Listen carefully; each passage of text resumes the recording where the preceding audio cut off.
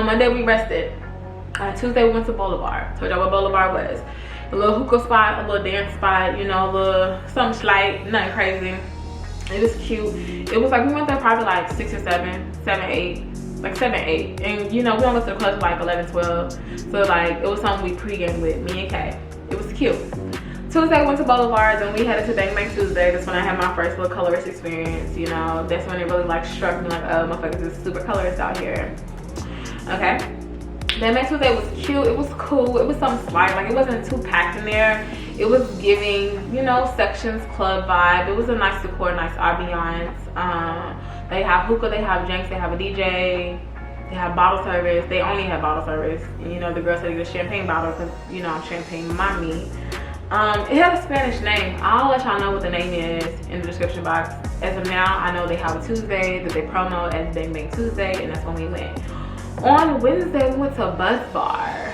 I'm gonna insert all the photos of your girl looking good as fuck for y'all can see the disconnect on why these niggas is tripping out there.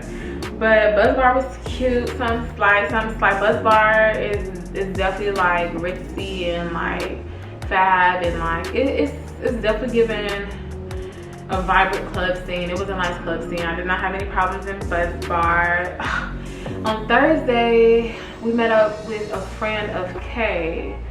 And went to this place called Sip, but it was like 2 clubs in one. Like downstairs was one club and upstairs was another club. And I can't for the life of me think of the name of the other club, but I know one was called Sip. And it was a good experience on both levels, on downstairs and upstairs. Sip was great. I hope y'all taking notes because these are the clubs in Lagos that are currently popping. I mean, they popping as of September. I'm sure they still have relevance now as well. Friday, we had a triple win. Went to Sip, we went to Victoria, and we went to Qlux, Q-U-I-L-O-X. Let me tell y'all, Friday was tired. I think Friday is when we had went out to eat with some older gentlemen, and you know, we had did some slight. We weren't gonna go outside, we was in the house. I was like, oh yes, the 4 days of party, and finally I could just chill in the house. Negative, that was not what was going on. So we ended up at 3 different spots. And the first spot, I'm like, damn, I don't want to be here. I'm like sitting on the couch, like smoke a little hookah, like damn, I don't really want to be here. Like, and you know, listen to your intuition when your intuition tell you to get the fuck. Cause my intuition was like, bitch, why are you here? So Sip was cute. Sip was always good vibe. The first interaction I had with Sip, I loved it. You know, we headed up to Victoria. Victoria was nice. It was very trippy with the lighting was very flashy, very giving me, it's gonna give me a fucking seizure. It's, they definitely had like a lot of velvet curtains and shit like that. And then, you know, we were ducked off in the back of the section. And let me just tell you, if you're a woman and you're beautiful, you're gonna get endless bottle service. Like these niggas is gonna pull up. Victoria was nice, you know, we popped 4 bottles. We in the section, we standing up, we drinking, we chilling. And then we ended up at Qlux. I'm giving y'all all the videos for all this shit. All the shit I snapped, all the shit I recorded. Baby, we get in Qlux, walking through the club. Club is packed. It's like 5 o'clock in the morning. And this shit is just now starting. You know, we walk to the section we're gonna be in. We go to the back. I'm standing next to Kay. Uche to the left with somebody else. We're all chilling, we all vibing. Baby, they just brought up the 1942. The motherfucking Ace of Spades bottles hit the table. When I'm talking about bottles, they got the 3 options going in Qlux. The fog is going, you know, that fog, that carbon monoxide fog is, you know, gives the effects and the aesthetics of, ooh, they got bottles in their section, ooh. So we ducked off in the back table and they doing the fucking smoke, the smoke. And then all of a sudden I'm just like, and I'm like, oh Lord, this shit is so funny now. But when I say, like, I don't know if you ever experienced that. Comment down below if you've experienced asphyxiation, if you've experienced suffocation, if you experienced lost of air, panic attack. I don't know if anxiety do that shit to you, but I felt like I was having a panic attack, and I'm not prone to panic attacks. So I was red alarms going off in my head. I'm just like, oh Lord, I'm about to die in Legos. My mama told me not to go. So I'm really in the club looking for Kay. She's, you know, I told her she was on the high top table, you know, bent over a little bit, catching her breath. And I'm just like, I see that bitch, she in front of me. I'm just like, Kay. And she looked back and she just like, and then she just looked forward and she just started falling towards the exit of the fucking club. I'm like, bitch, I'm about to die. You have to leave me. My job. Me and Kay don't even know each other. Like, we worked one trip together like 2 weeks, 3, maybe a month before we even had a trip together. We didn't even know we was going on a trip together. So she didn't have no loyalty to me. She could have left a bitch dead in a motherfucking club, looking like Simba's daddy when the fucking herd fucking ran through, because that's exactly how it was. It was a stampede to get out the club. No bullshit. So she's going towards the door. I'm on her motherfucking heels. I'm behind her. The whole time I cannot breathe. When I say we was ducked off in the back of the club, we was ducked off, ducked off, ducked off. Experience, but I do know the DJ was lit, the aesthetics was lit, the vibes was lit. It was giving very much Ghost on Power type of club aesthetic. Fire. But as far as my life almost being taken in a club, baby, we was outside collecting ourselves, and then we dipped, and that was that for that night. Ordered some room service and called it a night. Saturday, we redeemed ourselves and we went to a wedding reception after party, and it was lit as fuck. Like, it was very fucking random. I don't know who the fucking bride in the groom was. I was introduced to the groom. Me and my friends were, but like, I don't know who the people is. And you know, I just think Nigerians are very welcoming. They're very like big on community. So I was definitely appreciative for that experience. You know, girls looking good. They had the drum players outside, you know, and I went, oh, I was getting it. I saw the video of me shaking a little bit.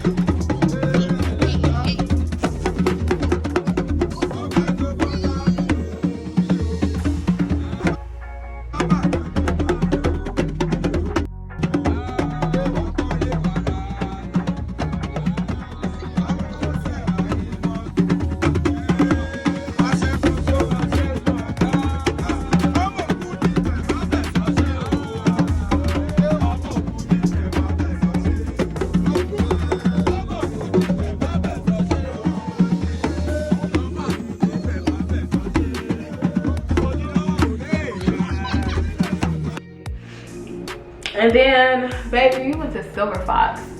If you know me, you know I love the strip club. So, you know, we went to Silver Fox. It was a great experience. It wasn't as far as American clubs. I mean, shit. It was naked bitches, half naked bitches, shaking ass to music. Like, I don't think there was any like differences in a sense. They was looking good. And then Sunday, I don't know where we went, but we had met these guys from the wedding, and they took us out to a little nice little spot. Me and Kay, Uche had disappeared at this point, and so we went out to this spot. We had hookah, of course. We had Henny, of course. We had champagne. Actually, we didn't have champagne. That's the first time we didn't have champagne. We did not have champagne. We had Henny, we had water, we had hookah. And that's when they was making it rain. They made it rain on us several nights in Nigeria. I would say that, ladies, get your big purse ready, because if you look the part, you're sitting pretty, and if niggas got money, niggas gonna make it rain on you, hella Naira. And so that night I did leave with a lot of Naira. And at this point I was trying to leave Nigeria, so like I was dwindling down on my Naira. I was trying to get rid of it because I like to come home with like one bill so I can save. But baby, that night I probably made like, I don't even know how much. Like, it was a lot of fucking Naira. A lot of Naira. So, and that was one of my favorite points of the trip, was getting rained on. And then I'm gonna give y'all a quick rundown of the hotels. So the first hotel was Echo. Echo was decent. I wouldn't say like, and I'm a hotel connoisseur because I travel so much and my company has to put me in hotels. So I've seen it all from like, they might never put us in a Hotel 6, but I've seen it all from like the La Quinta end to like the fucking West End. So that's like various opposite ends of the fucking spectrum. So I stayed at Echo. Echo was not very nice, but it was a social scene. Echo is where you go to interact with other people because like it's an open space, so like people come to go to the club.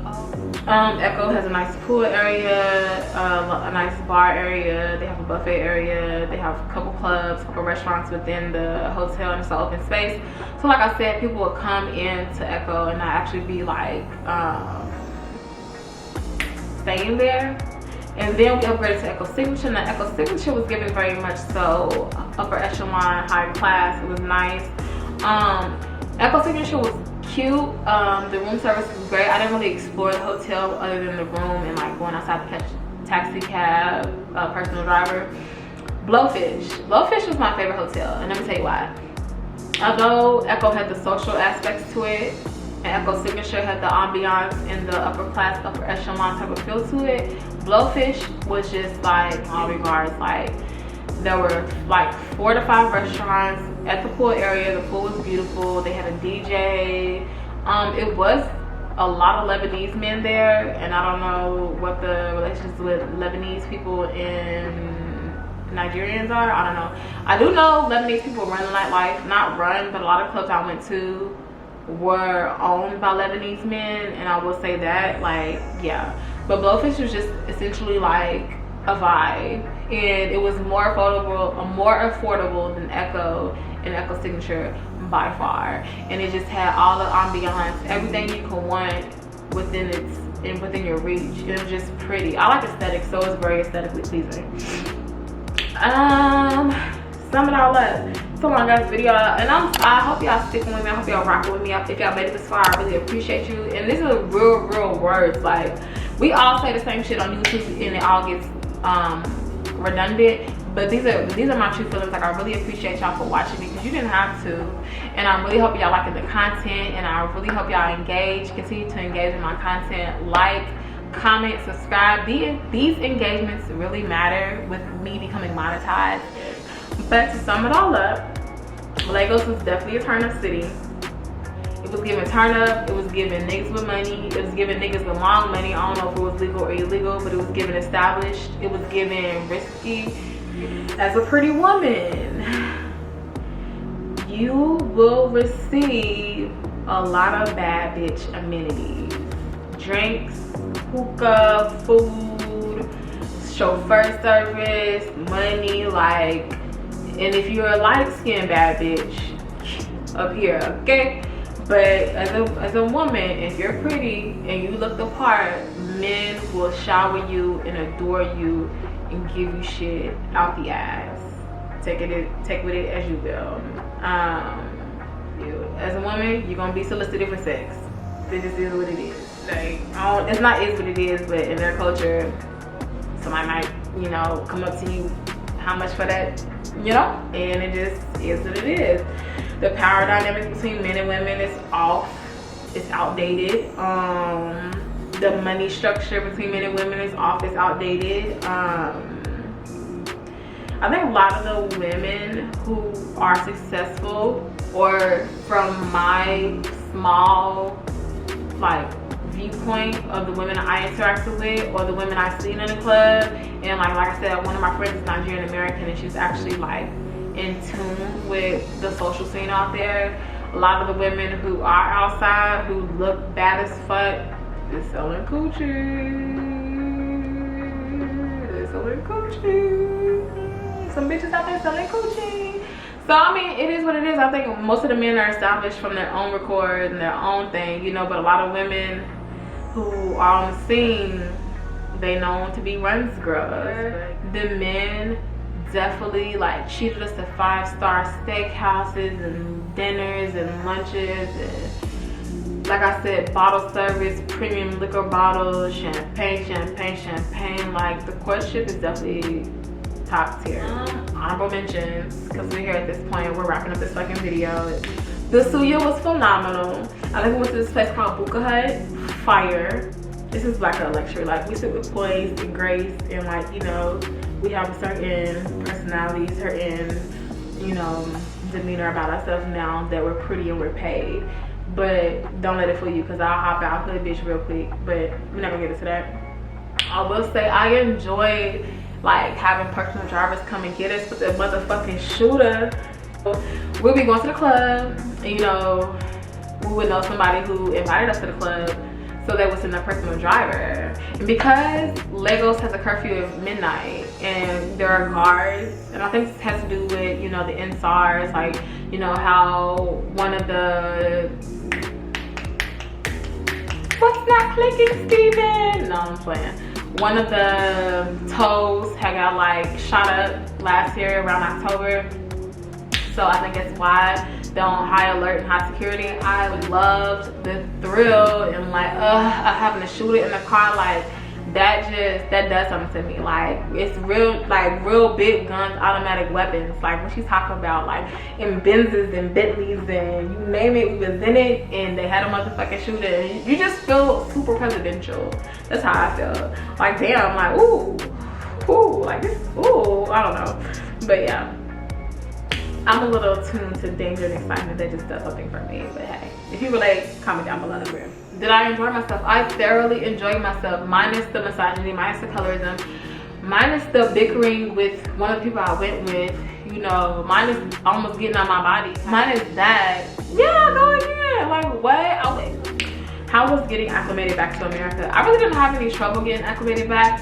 As you all know, who's surprised, I am a flight attendant, and that means I wake up and go to sleep on different time zones. I have to adjust my body every day, almost every day, depending on if I'm waking up in the West Coast and going to sleep in Central Time or some shit like that. So me adjusting is not that hard. As long as I can like go to sleep, I'll be straight.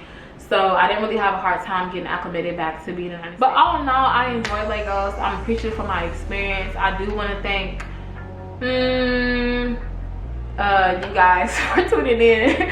Thank you guys for tuning in. That was my tea on Legos. I'm sorry if it was too hot for you. I'm sorry if it was too lukewarm for you. It just was what it was and it is what it is. Thank you for tuning in. Next topic, we're gonna get into dissolving friendships, and maybe I'll speak on dissolving a friendship.